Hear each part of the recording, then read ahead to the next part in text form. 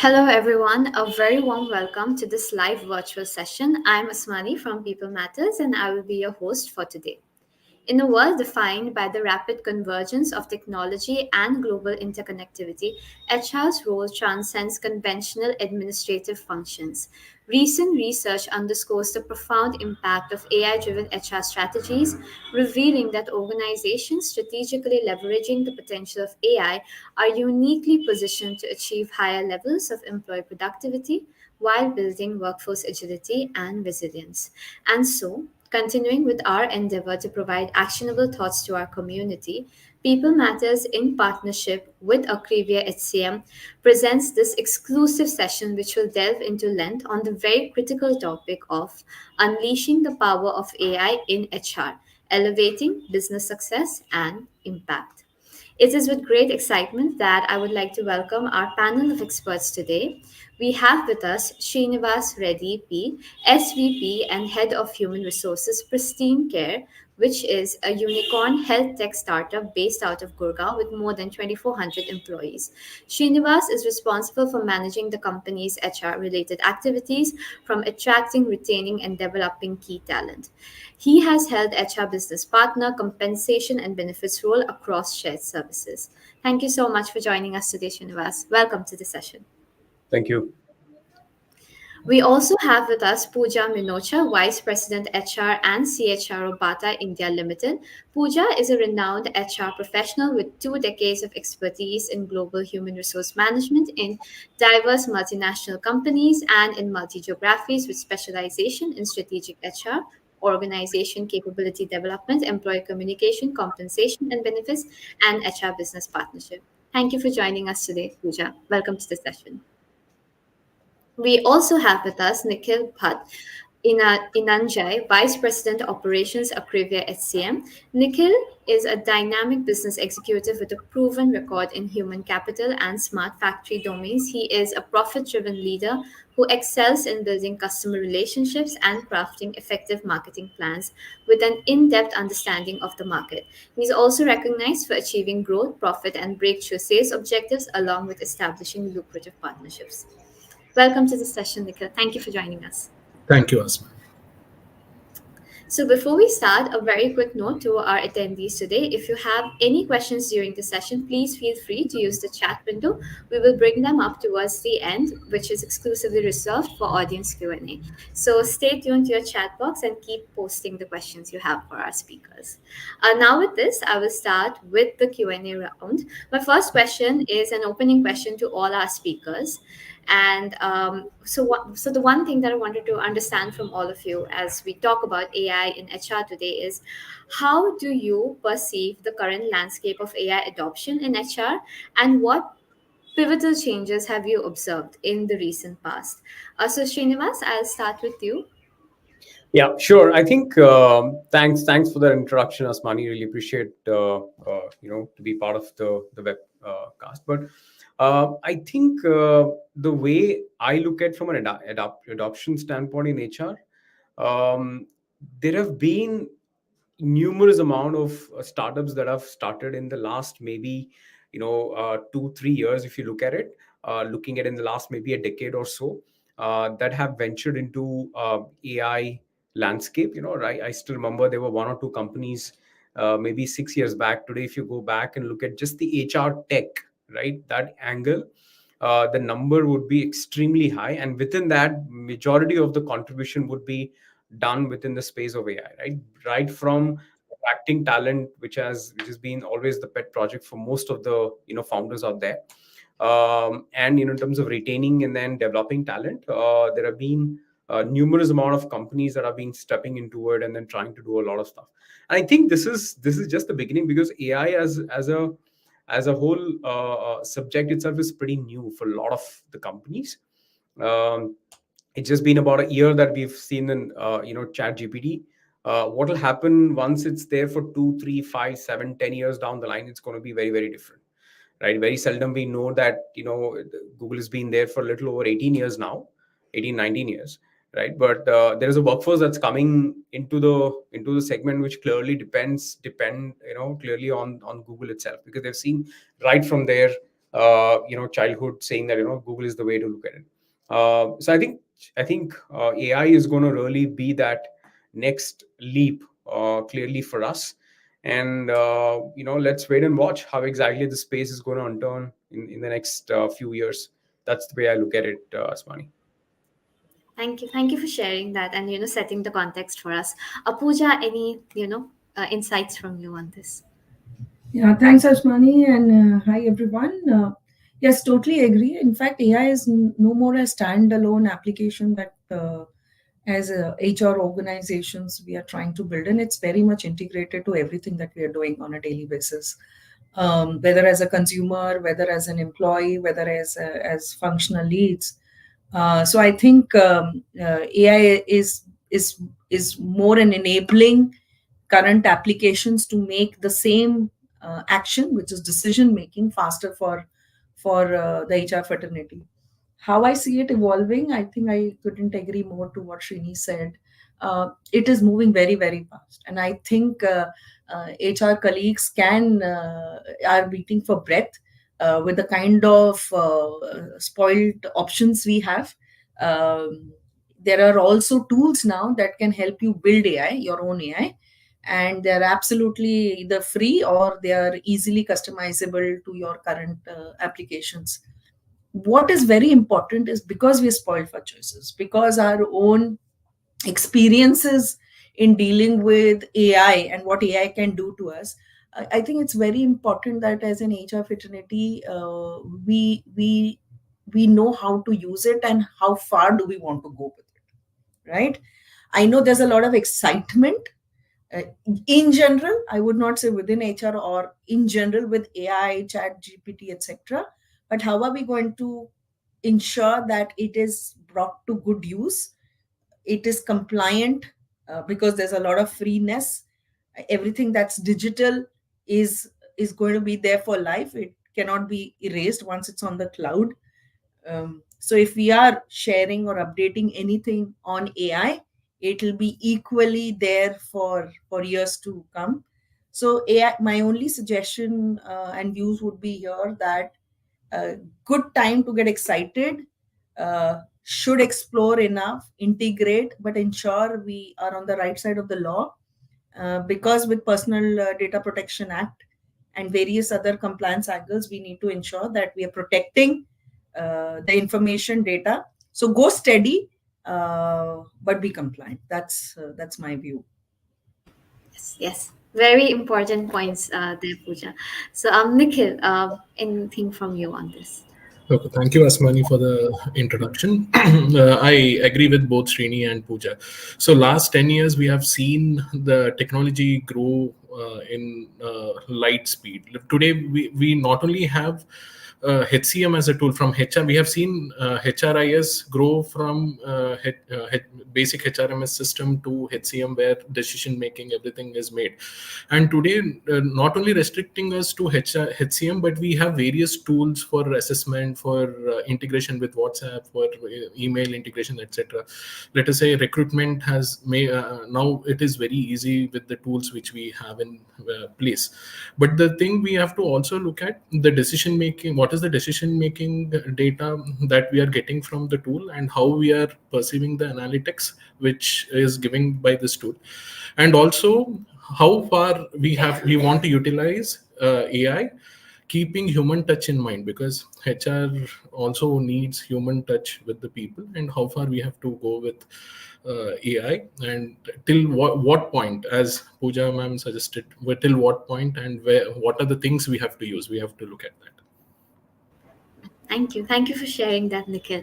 So now, as we've all shared your insights and we've set the context for this discussion, Srinivas, I'll start with you, and I just wanted to understand from your unique experience, were there any key challenges that Pristine Care had faced when implementing advanced AI technologies within HR, and how were these challenges addressed? Any learnings that you would like to share with our audience here?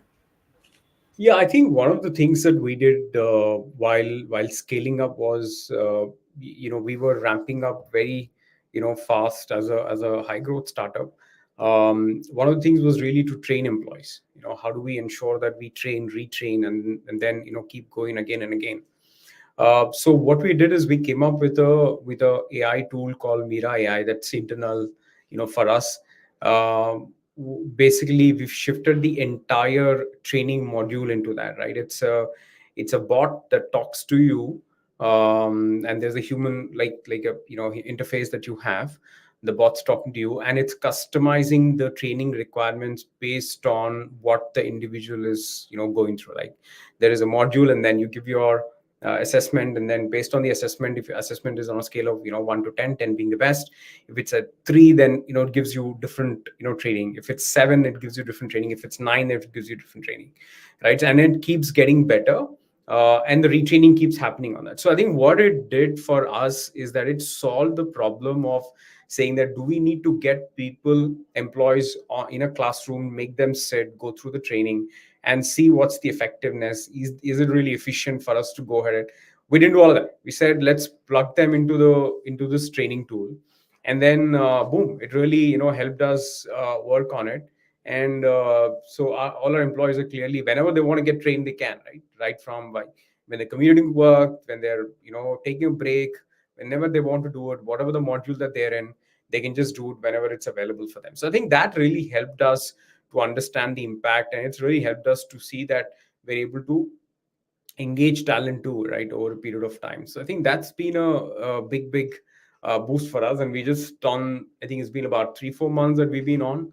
We want to see how it goes and then try to implement it in other places also, in other areas too. That's exactly what we're looking for. Let's see how it goes. No, that was wonderful to hear how Pristine Care is getting on board the AI in HR chain. So thank you for sharing that, Srinivas. And Nikhil, I'll come to you. And given your expertise, having worked with multiple companies, just wanted to understand what are some strategies that you would recommend to seamlessly integrate AI-powered HR tech into the company's culture, and how did Aprivia, supported their clients in this endeavor?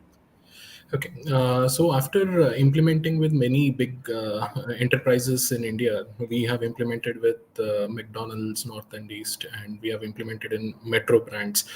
So the first thing when we say AI-based HR tech, the key success will depend on the adoption. For any HR tech, for to be successful, it is the adoption percentage.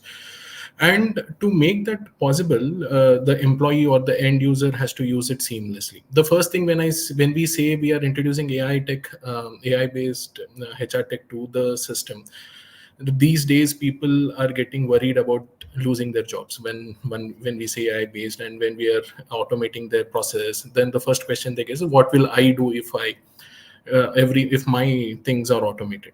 So for that, the first thing we have to do is we have to clearly communicate the benefits of AI powered HR tech to employees, highlight how it can streamline the processes, reduce administrative burdens, and each HR can focus on strategy and rather than doing the laborious activities like downloading Excel, working on the payroll, etc. That is the first step. Second, training and helping them to navigate the application to have full usability even after go live, having a hypercare system so that each and every employee use the system for fullest potential. The third thing is understanding of companies' policies and making sure to configure at least 80%. I will not say 100%. Any company can fit to a AI-based SaaS product, HR tech product. At least 80% if we can achieve configuring their policies to the system, then we are through the implementation. And ensure leadership is actively involved in the implementation process. First, we have to get the buy-in of the leadership and make sure that it is implemented. And taking employees' feedback at regular intervals and addressing it during the hypercare or UAT process and rectifying it immediately or addressing those questions immediately. And majority of the questions throughout our implementations, it has been know-hows, like it is there in the system, but they don't know how to use it, or they are unaware of how to navigate the system. And frequently we have to measure the impact and submit the report so that management or the higher leadership will have the sense what is the ROI that has been generated from implementing this system. So to achieve this, we have followed all this principle, and this we have learned through all our implementations which we have made. This is not something that we pushed to the implementation process, but we have learned through all the implementation. So what we have done now is, after once we finalize with the client, first we do a thing called FRD process, functional requirement documentation, which becomes the key for any organization. This is the scoping, setting up the expectations. This is how it is going to look like. The system is, these are the features you will have. Without this, tomorrow what happens is, if we go and start implementation, then there is a gap. HR thought process is different, and technology thought process, implementation thought process is different. So that gap reduction is important here. Second, after finalizing the FRD, we identify the spokes from the company. We identify project champions. We identify leaders from IT as well, because HR and IT has to work in collaboration to make any AI-based HR tech implementation successful. So we choose spokes from these respective departments and do a business process mapping, where we understand the policies of the companies and make a setup book. So a successful setup book is a key to a successful implementation. So once we have a setup book ready, and then do the configuration, and then do the user acceptance test, and then hypercare. After hypercare, any tech company can't shy away from answering the questions, or helping the employees to train, and helping to navigate the systems. So these are the few points that we need to take care to implement a successful AI-based HR tech. Thank you for sharing that. You gave us a very detailed breakdown of the different elements, and so really, thank you for going into the depth of it. Pooja, I'll come to you. You know, we've spoken about challenges, we've spoken about the implementation process. So one of the important elements is balancing the human touch with AI. So just wanted to ask you, how has Bata been empowering its leaders to strike this balance? Okay, interesting question in terms of balancing. I think the balance really comes in from how are we enabling some of these applications to the larger organization, not just in the leadership or decision making teams. So how we do it, that some of these AI empowered applications in HR or otherwise are there for decision making across teams. Number one. Number two, having unilateral dashboards, reports, decision making tools that help teams make better business decisions. Three, in terms of balance, I would say these tools or these reports or data points only help us get a very distributed workforce and data points into a more simpler and structured way of what the facts are. How we balance is, we then use our own human intelligence to make better business decision now that we have faster, better, and simpler facts with us more regularly. So the trends are more agile. We can see them effortlessly in front of us. We can deep dive on any particular topic more than we could have done in the past. So I think there is more human intelligence or balancing happening as AI enables and partners with us in making better people decisions or business decisions. I'll give you an example. We have 2000 plus stores across the country.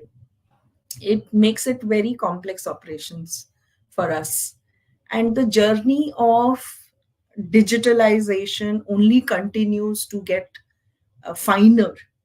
uh, and our teams, the analytics team, the digital team in the retail operations, continue to build faster, better, so we can reach the product from development to delivery, can reach faster uh, at the store based on the target audience that we are attracting at the store.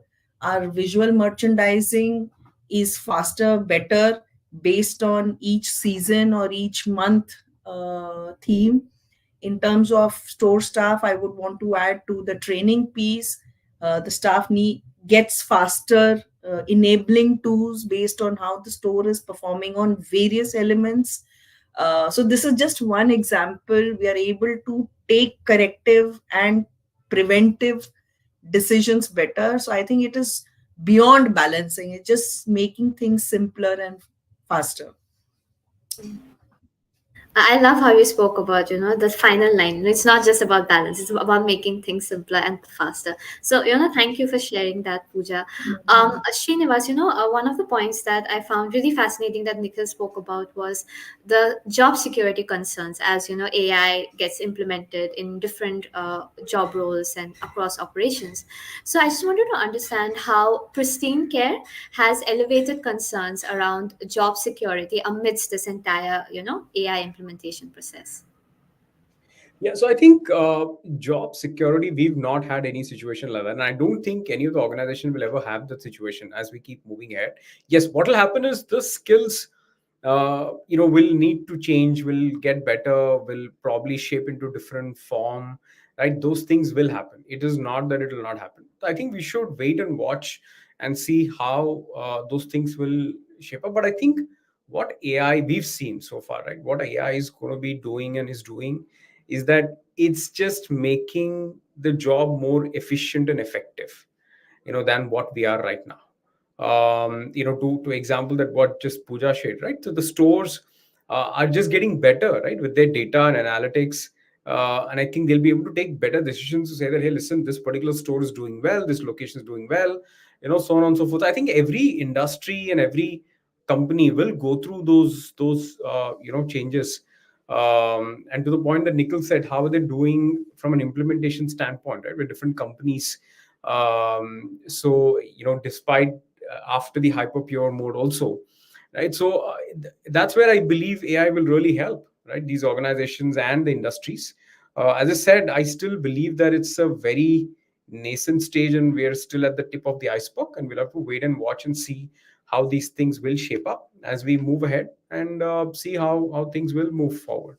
So that's where we are, I think, more or less. That's my view. And I think let's see how things will shape up eventually.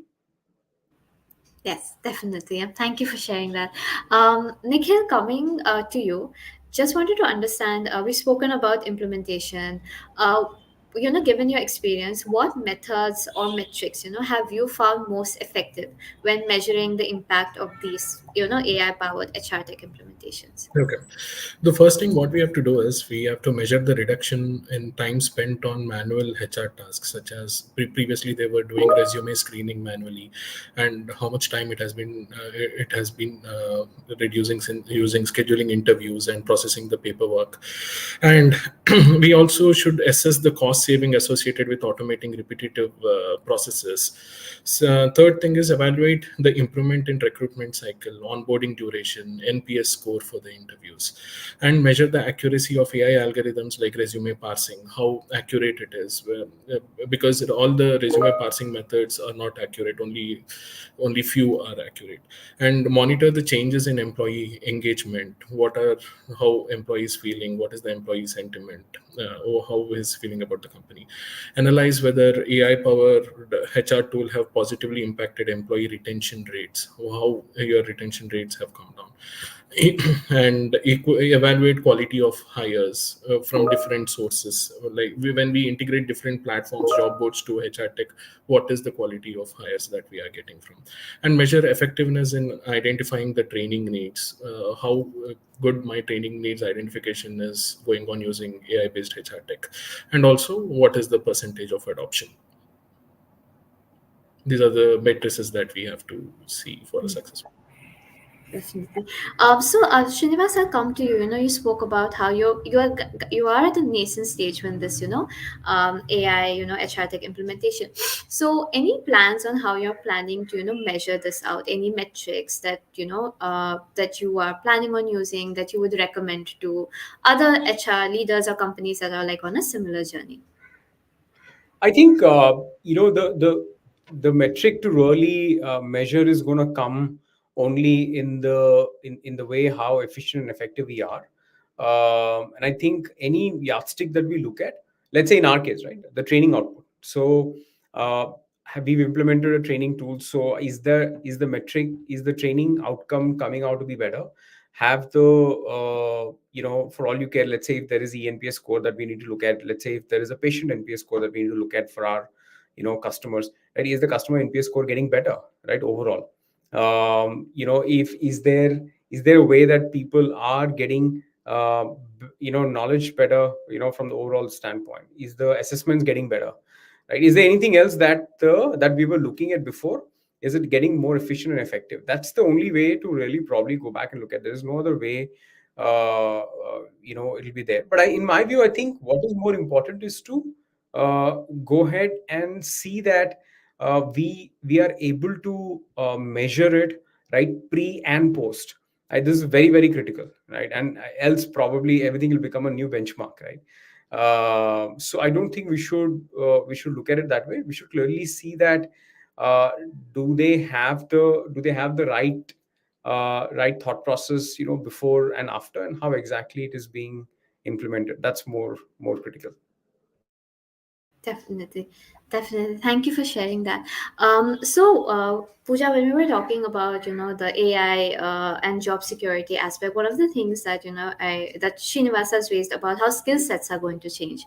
So, my question to you is around that skill sets part, and how do you envision the future roles of HR professionals specifically? How are these skill sets going to change with the evolving integration of AI in HR processes? Okay. So skill sets will only get upgraded with every technology adoption that happens within the HR team or within the stakeholders that they are partnering for. Um, I think what is very, very critical is, are HR colleagues able to envisage 3 to 5 years journey? What are the skills that will be required, and how, as HR, we are preparing to address those skills?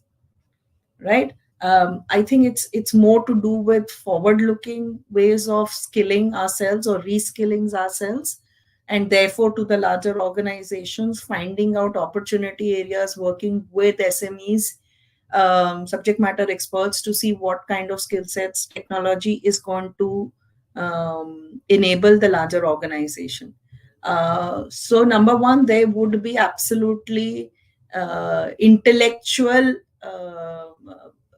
human way of working is what an HR would be or should be focusing on in terms of our skills get more human, because tools of trade, AI would, or even machine learning would become ways of working, like we today use our emails or virtual video calls platform. They are tools of trade. They are hygiene. Some of these platforms, and even more advanced, will become tools of trade, and therefore an expectation would be, how do we use them better and balance the human factor on it, and administratively get more efficient, completely paperless, have single communication platforms. Today, I think as organizations we have multiple applications and multiple ways of communication, whether it's an intranet, through emails, through informal WhatsApp, etc., etc. How, as an organization, will HR be able to host communication on one platform? Is easy for people to be onboarded, easily to people to find in the larger global organization where to find their information. So I think that's the place HR would need to see to consolidate and build better synergies across various applications to make life easy for employees. I think it gets very complicated as we onboard multiple applications and multiple communication channels. Definitely. I think the synergy is like a very important element, especially as we use multiple AI tools. So, Nikhil, Right. anything from you on some skill sets that HR professionals should develop? I think this question so is a little tough for me to answer because I am not from HR. I'm from a technology background. So anyhow, see what I can tell is from my experience. So the role what HR will move towards using this after adopting AI based HR tech is they will move more towards the strategy or decision making instead of doing manual and laborious work. That is what I can say. No, no. Thank you for sharing that, Nikhil. Srinivas, would you like to add something here? I think some of the skills that the HR professionals should clearly keep in mind is that, are we really partnering with the business, right? Well, I mean, are we? It's been a decade, little over a decade, that we have seats on the table. Somebody listens to us. Are we adding value? If yes, how much? If not, then why are we not able to do that? That's what will be very, very much required. I think that doesn't change and will never change over the next maybe even a decade. That will always remain evergreen.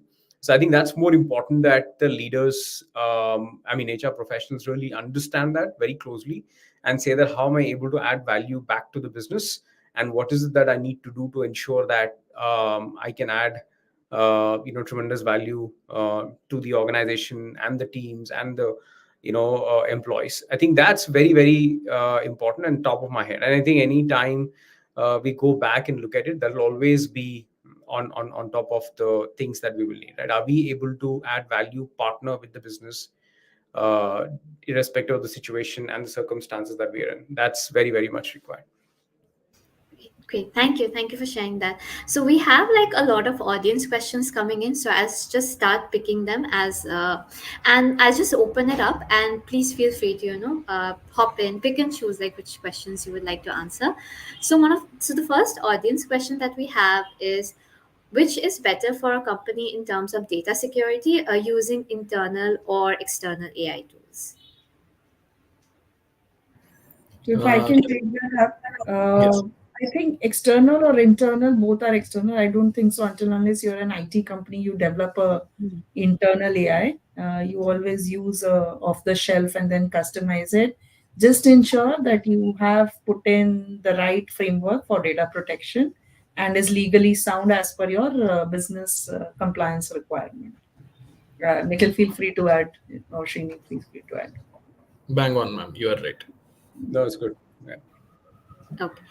So the next thing that we have on how organizations can address concerns, can we target the subject of how recruiters are identifying and dealing with applicants using AI to answer written tests during selection? Do such shortcuts qualify as ethical competition as an applicant? No, I think I'll take this up. So I think it's not about ethical or anything of that sort. I think one, ethics have to be extremely, extremely high for any product out there. But I think what's more important than this, right, is that uh, are we making anyone's uh, job easier, better, efficient, and effective? That's the bottom line, right? That's what exactly any technology would really help us, right? If we're using a particular tool product, is it making my job efficient, effective? If it is not, then it's not adding value. Let's be very clear, right? If it is, then it's a huge value, right? We are really taking it up and then moving in the right direction. So I think that's the way to look at it. It isn't about clearly use this as a shortcut or a smart cut. I don't think that's the intent. The intent is clearly to ensure that but yeah, ethics have to be clearly on top of it. And yeah, I mean, I'm sure the whole AI will go through its own journey and then come up with a particular stage to say that, hey, listen, this is the boundary conditions that we will use it, and that's the way it'll be in some time. We have almost three questions that are asking this. Anything that you would maybe like to add, Pooja, and then I'll come to Nikhil on this entire recruitment side of using ChatGPT and AI. Yeah. So I think as information continues to be surplusly available for each one of us on any subject, what what then starts becoming an expectation from anyone is what is the uniqueness that I'm bringing to the table, be it in a school project or at work or in a social event, right? How are we getting into a little more hyper customization mode? Because if an information or a text is available, content is available to me, it is available to everybody who has access to digital medium. So what really comes is that's where people look for originality, people look for uniqueness and customer. How am I making use of this content to address and talk about my topic? And what becomes very important is the art of storytelling then, right? Like some one may be an expert in an area but may not be good in teaching. It requires a very different skill. Teaching is all about storytelling.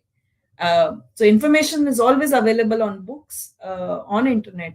How do I really relate and make it relevant to the audience, even if it's a one-on-one discussion or a group, will matter. And how my experiences or my research, if I don't have the experience, I am bringing to the table. What's the value, going back to Srini's point, what's the value that I'm bringing to the person who has an expectation from this conversation? So that's my 2 cents on the topic. Yes, definitely. Thank you for sharing that, Pooja. Nikhil, anything that you would like to say on how, the tools that maybe can support recruiters? Anything on that lens? Yes. So for recruiters, there are for assessment there are many tools there are in the market right now. There, for example, there is Mercer Metal, or there can be a Code Tantra, etc. There are many tools where they can use to have the assessment done. But again, as Pooja ma'am said, we have to decide at what level we want to assess them. Whether it is a story based on the job description, what is the level of assessment we require in online, and what is the level of interviews, say, scheduling is required offline. So we need to decide that. We have to be clear on that and choose the assessment tool properly and have the questions ready on the platform. Thank you. Thank you for sharing that. Just to expand this, this question a bit, we have another question from one of our audience about what ethical considerations should companies prioritize when implementing AI in HR to ensure fairness and avoid biases. So maybe beyond recruitment, is there any ways that we can tackle potential biases that might pop up when implementing AI? Who would like to take this up first? I think I'll give it a shot. I think it is still at a very nascent stage for us to even think about it, right? While there are a lot of companies and people talk about it, I think many of them also are still learning as we speak. So I think it is very premature to say that, what are the practices and the things that we should adopt. I think time will tell us, how exactly we need to look at it. But yes, broadly, companies are slightly ahead and they've picked up. There are certain practices in the market that are already very prevalent. And I think that's the way probably we should go ahead and see if it's moving in the right direction. I think we should adopt it. If not, then change the due course as we move forward. That's the way I put it. Over to you, Pooja, Nikhil. Sure. So I would say I couldn't agree more. Keep your ears to the ground, like for any other program or intervention. A voice of customer for HR is what employees and therefore the end customer are saying. When we talk about biases, it's like beauty in the eyes of the beholder. That there'll always be views when you do something, when you don't do something. How are we really achieving our objectives? I think at the start we spoke about measuring some of these outcomes. That if our outcomes or expected results continue to improve, and these applications are enabling us to reach there. For example, if we want to look at a geography, an area where we want to increase diversity, are we able to do that faster, better in terms of hiring to retention? Yes, if the applications have helped and if our data is supporting us, I think it supports. I think we should move from biases to more outcomes or result oriented, and that just gives everybody a common purpose. Second, that's the second point. First was keeping your ears to the ground, and third is be a little more faster in course correction. Like Srini said, it's very early days for many. We've not reached a full experience or seen all the benefits or not so benefits about how this is going to be used, and I think it will remain so, because the way the technology is changing, we will always be in an entrepreneurial mind setup, always experimenting with something, seeing it's working, move to another. I'm not sure we'll even get time to mature enough, because there'll be a new upgrade that will be available. So I think as HR professional, keep yourself agile, keep your workforce agile. Primarily ensure you protect personal data. I think there you should have maximum biases to ensure that you do not expose company information, employee information, or any kind of data, given the excitement in digitalization that we have. That will be my first and last advice to people venturing into digital journey. Nikhil, from you. I think both Srini and Pooja ma'am have answered it, so there is nothing to add to the question. Okay, so I'll just add like I'll just ask another like follow up question. So considering this, picking up from the audience questions itself, even though AI is constantly changing, and we're still at the very beginner stage, and we don't know how things are going to change in the days to come. But as you get started on this journey, are there any potential risks that you have calculated or that you would recommend leaders to think about, aside from the data security? Anything more that you would like to add on the risk front? um, Okay. So in terms of risk, the apart from the security and GDPR compliance is what that we need to take care of. The first thing, before choosing a HR tech AI based HR tech platform, we need to understand whether we want to completely migrate from the existing legacy system what we are using, or we want to use part of the legacy system and part of the new system which we are using. Then the main criteria would be the integration part, how well we are integrating that without losing the data and without having a manual intervention in between, and whether they have an iPaaS in place, integration platform as a service in place with ready APIs, and how secure they are. So these are the things that has to be considered before choosing the right HR tech platform. okay, great, great. Thank you for sharing that, Nikhil. Anything that you would like to add, Srinivas or Pooja? No, I think we're good. Thank you. All right. Okay. I think I'll pick one or two more audience questions before we close. So this is more from like an HR transformation. This is just based on your learnings and experiences. This is more for like smaller sized companies who are just starting. So any advice on how can smaller companies with limited resources embark on this AI driven HR transformation without substantial financial investments? No, I think I don't think we should look at small or big companies. It doesn't matter really. One, that's not the yardstick to look. Yardstick clearly is look at where all can AI add value. If yes, how do I utilize it to the best? That's where it should stop. It should not get into saying that are we decent enough? Are we not? Is the size good enough? No, I don't think that's the way to look at it. Clearly way to really say that in this particular role job, is this particular tool technology helping us be more efficient, effective? That's the only yardstick clearly to look at. One. Two, are there tools in this thing? Yes, there are.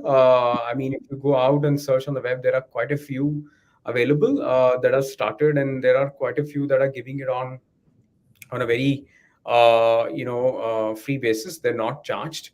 But I think, as I said, right, I mean, that's more important whether you would want to use it or not.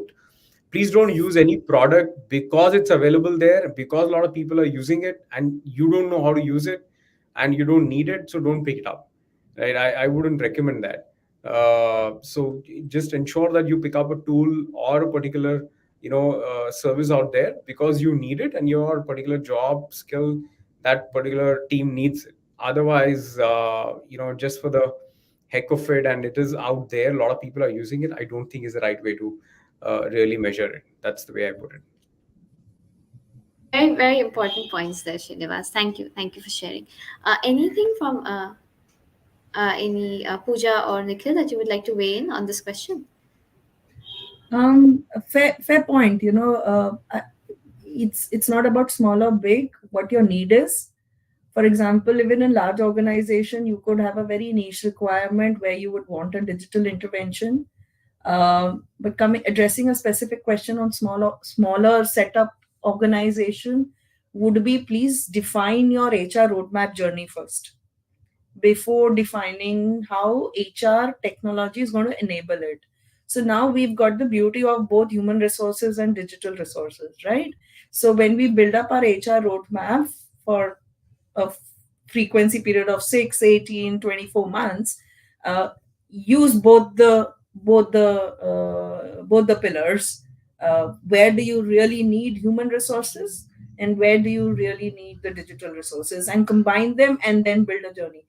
So if first year you're setting up your org in terms of you would want to hire people or set up basic policies, or if you have a distributed workforce, would say then go agile, have more gig workers or flexi workforce who can set up these things for you, and only go for those roles where you think as business needs would require people to set up those strategic interventions or operational interventions.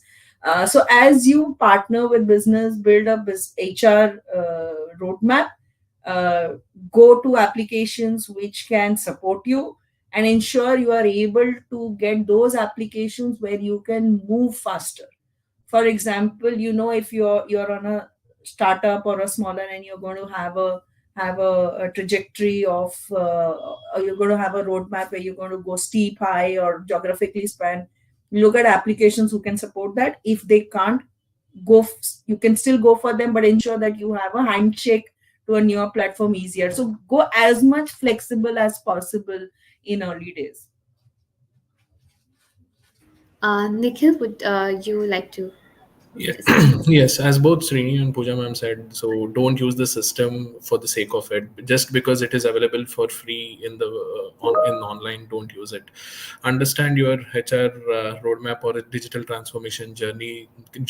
Create a document for it and do a fitment study. This the functional requirement documentation process, which I spoke about in my question. So that will help you to identify the right HR tech platform for your organization. So this is very important. Because just because some company is using it, some other verticals are using it, it doesn't mean that HR tech platform is a right fit for you. So understand the scalability and also functionality and depth and breadth of the product and make a wise selection. Thank you. Thank you so much for sharing that. I think I'll just pick one last question around this AI, and please feel free to hop in. So, just wanted to understand how can we've spoken a lot about how organizations can get started on AI implementation. Like all of you have given like very powerful, uh, best practices, strategies that can help companies of all kinds. So, just wanted to have like just final takeaways on how organizations can help the existing HR teams to adapt to AI. Any key lessons or insights that you would like to share on this?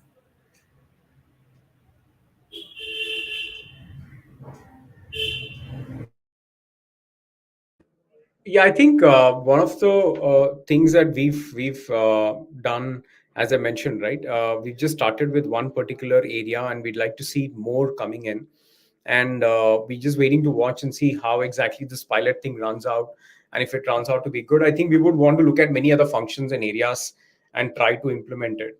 Not just in one particular area, but the overall as an organization. Where all can we use it? What all can we use it on? Can we move quickly?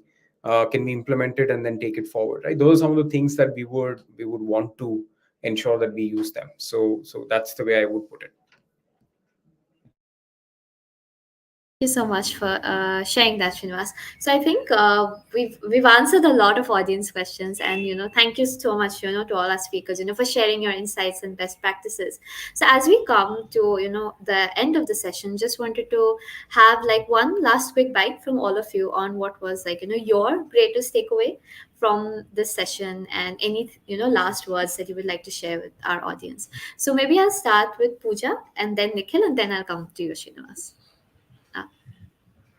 My greatest takeaway is the learnings shared by my co-panelist. I think each time we hear practices or emerging trends in the space, it only make me more excited about how we can take this to the next level. So thanks for that, and keep watching this space for more. Keep yourself upskilling, reskilling. In terms of closing notes or final notes, would be that. Um, be trainable always. I know when I was uh, in my younger days, when we would hear our parents, grandparents say that, we would say, okay, they keep telling us we're already schooling in college. Why should we keep learning all our life? It's time where we also are, training. But I think I totally agree with them now. Uh, World is changing much faster than it used to. Keep up with the speed. It's not difficult. You will get on the journey. You're already on the journey. So make the most of it. Just be conscious about your own personal data as well as company data. Enjoy the digital journey while it lasts, until it's going to be a circle. After a few years, you will find us as humans saying, okay, detox from digital, become more human, um, uh, do more interactions, etc. So it's going to come a full circle. So till then, enjoy the digital journey that unfolds in front of the HR fraternity. Yeah, definitely. Thank you for sharing that, Pooja. We should enjoy the digital journey is like a very beautiful sentiment to end. So thank you for sharing that. Nikhil, from you, last words. So from my co-panelist, I learned a lot today. So there are certain interesting parameters which I learned today, are how companies are accepting AI and how they are taking this AI journey forward.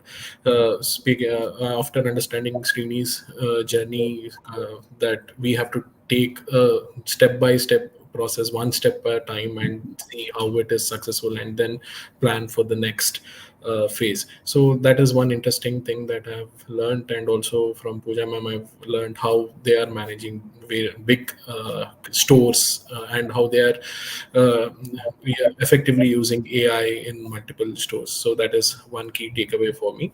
And as a closing note, I would say HR tech will enable HRs to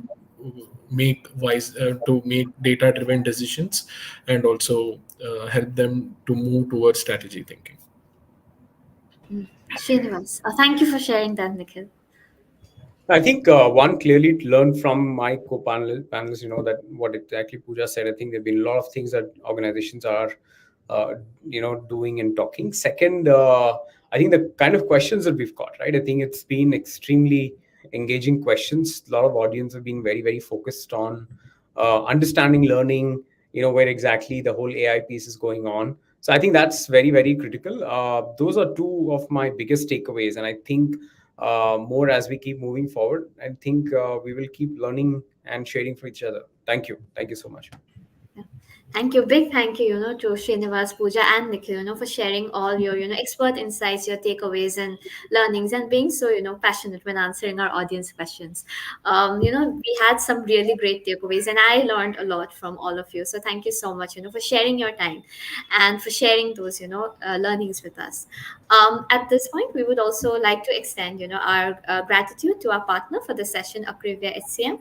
They are a comprehensive HCM cloud platform to engage, enable, and empower your workforce with their plethora of HR and talent solutions. For more details, you can visit their website www.apriviahcm.com. So, in the interest of time, we will wrap up today's session. It has been a pleasure hosting all our attendees today, and it has been a pleasure learning from all of you speakers. Thank you once again, Srinivas, Pooja, Nikhil. It has been wonderful. And for our audience, thank you for sharing all of those questions and for being a part of this webinar. And please do stay tuned to your inbox for more details on our upcoming virtual learning sessions with Akrupya SCM. Thank you, everyone, and have a great day. Thank you. Thank you. Thank you. Thank you. Bye. Have a good day. Good.